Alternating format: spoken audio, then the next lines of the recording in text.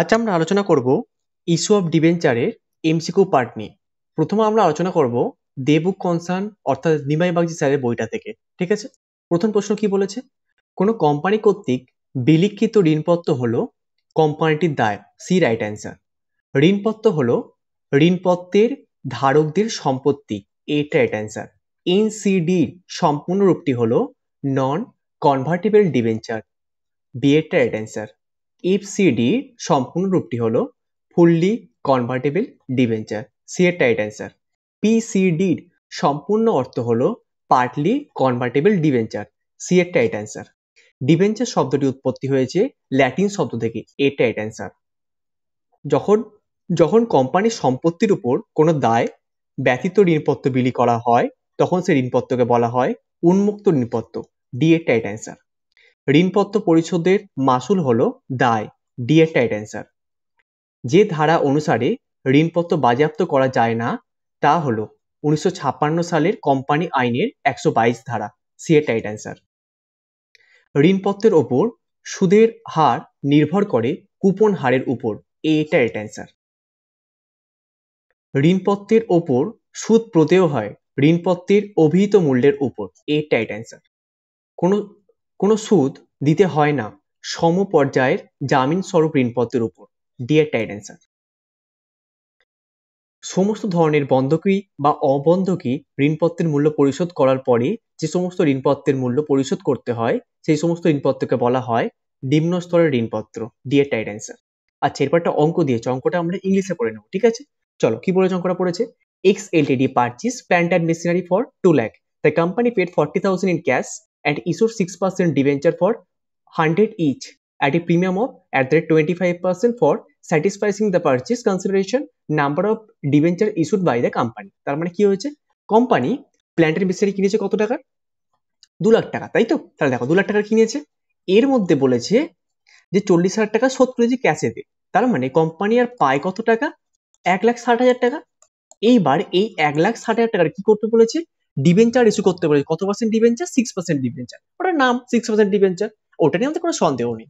এইবার কতগুলো debenture issue করতে হবে দেখো, এইখানে করে দিচ্ছি। ঠিক আছে, 1,60,000 তাহলে আর পায়, তাহলে এখন বর্তমানে পাওনা 1,60,000।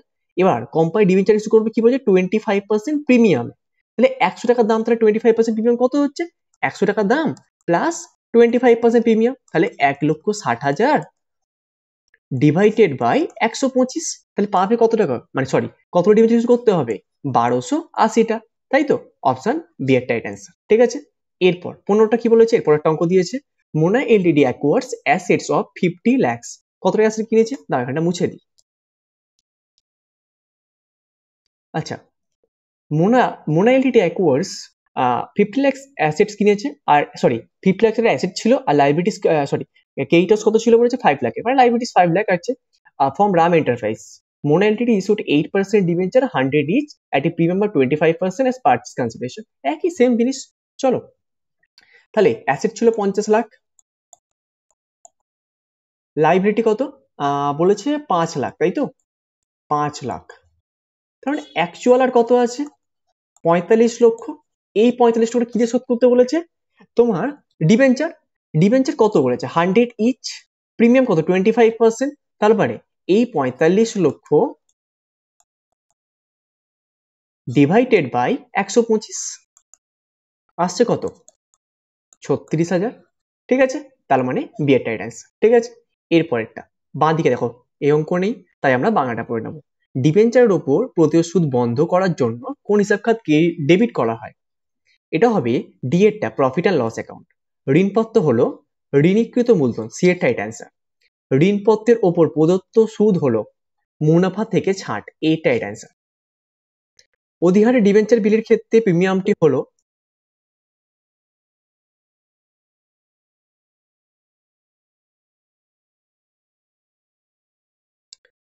অধিহারের ডিবেঞ্চার বিলির ক্ষেত্রে প্রিমিয়ামটি হলো একটি আয়। ঋণপত্র বিলির ক্ষতি উদ্বর্তপত্রে যে শিরোনামে দেখানো হয় তা হলো বিবিধ ব্যয়। কোনো কোম্পানি কর্তৃক বিলিকৃত ঋণপত্র কোম্পানিটির উদ্বর্তপত্রে যে শিরোনামে দেখানো হয় তা হলো দীর্ঘমেয়াদী দায়। ঋণপত্রে বিলির বার্তা হলো একটি অলিক সম্পত্তি। এরপর একটা অঙ্ক দিয়েছে, অঙ্কটা ইংলিশটা পড়বো। Shakti LTD issued 1000 12% debenture of 50 each at discount. তাহলে ইস্যু করছে কত? ডিসকাউন্টে 10 টাকা ডিসকাউন্ট, ঠিক আছে। দ্য ডিবেঞ্চার্স আর রিডিমেবল, অর্থাৎ পরিশোধ করবে কত বলেছে? প্রিমিয়ামে, 20% প্রিমিয়ামে। আফটার 6 ইয়ার, 6 বছর পর। In this case the loss of issue of debenture, কোম্পানিটার ডিবেঞ্চারটা ইস্যু করে লসটা কিভাবে হয়েছে দেখো, বা কত টাকা হয়েছে দেখো, এটা বোঝো। ইস্যু করেছে কতটা ডিবেঞ্চার? 1000 ডিবেঞ্চার। এরপর 50 টাকা ডিবেঞ্চার যে ইস্যু করেছে, একটা ডিবেঞ্চারের দাম, তার মধ্যে 10% ডিসকাউন্টে আছে। তার মানে 50-এর 10% কত? 5 টাকা, তাই তো? তার মানে কোম্পানি এখানে লসটা খেলো কত? দেখো 1000 ইন্টু 5, কোম্পানি যদি ডিসকাউন্টে ইস্যু করে থাকে তার মানে কোম্পানি লস খেয়েছে। কত টাকা লস খেয়েছে? দাঁড়াও আর এখানে ভালো করে বোঝাই এই জায়গাটা করে। দেখো অ্যাজ সিম্পল অ্যাজ ভাবো, এখানে দেখো কি হয়েছে, 50 টাকা দাম ছিল, মানে ফেস ভ্যালুটা, এর উপর 10% ডিসকাউন্ট। তার মানে কোম্পানি এই 5 টাকা ডিসকাউন্ট ইস্যু করেছে। যখন 5 টাকা ডিসকাউন্ট ইস্যু করছে, কোম্পানি 5 টাকা লস। কতগুলো ডিবেঞ্চার আছে? 1000 ডিবেঞ্চার, তাহলে 5 ইন্টু 1000, তাহলে কত হচ্ছে? 5000। এইবার আসছে কথা, এবার কোম্পানি যখন পরিশোধ করবে বলেছে তখন কিসে করবে বলেছে? প্রিমিয়ামে। কত পার্সেন্ট প্রিমিয়াম? 20% প্রিমিয়াম। তাহলে এই 50-এর ফের 20% প্রিমিয়ামে শোধ করবে বলেছে, তার মানে এটা লস তো। প্রিমিয়ামে শোধ করছে মানে আবার লস। তাহলে 50-এ 20% মানে কত? 10। তারপরে কতটা ডিবেঞ্চার ছিল? 1000। তাহলে 1000 ইন্টু 10 কত? 10,000। তাহলে কোম্পানির আলটিমেট লস কত হলো? 15,000। This is the right answer, ঠিক আছে। তার মানে সি এর রাইট অ্যান্সার হবে। ওকে, এরপর আসছি, ঋণপত্র পরিশোধের অবহার হলো একটি দায়, বি এর রাইট অ্যান্সার। ঋণপত্রের ধারকরা পাওয়ার অধিকারী, 25 এটা।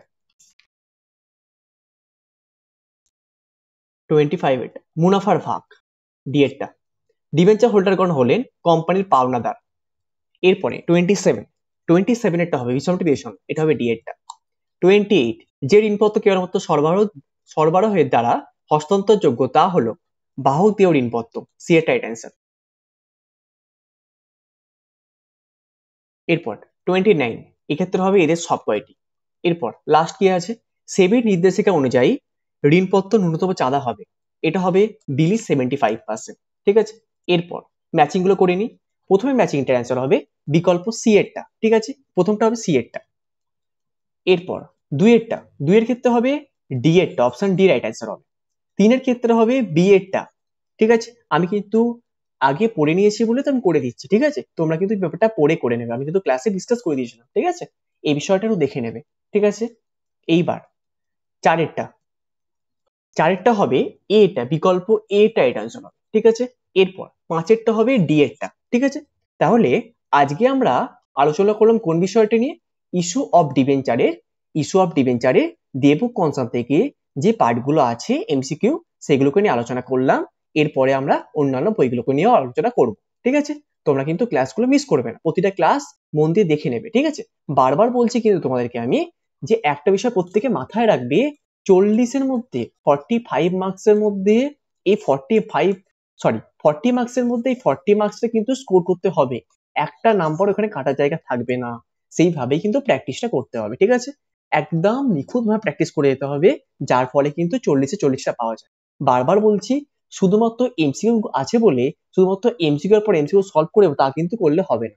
প্রথম কাজ হচ্ছে কিন্তু কনসেপ্টটা ক্লিয়ার করা। যার কনসেপ্ট যত বেশি ক্লিয়ার থাকবে তার ক্ষেত্রে কিন্তু ততটাই ইজি হবে পড়াটা, ঠিক আছে। যদি কনসেপ্ট ক্লিয়ার না থাকে তার ক্ষেত্রে কিন্তু সেই ততটাই টাফ হয়ে যাবে। পড়াশোনা কিন্তু কখনো মুখস্থ করে হয় না, আমাদের কমার্স কিন্তু কখনো মুখস্থ করে হয় না। কমার্স কিন্তু সবসময়তে বোঝার বিষয়, জানার বিষয় এবং সম্পূর্ণটা তথ্যগত বিষয়ের উপর ডিপেন্ড করে আছে।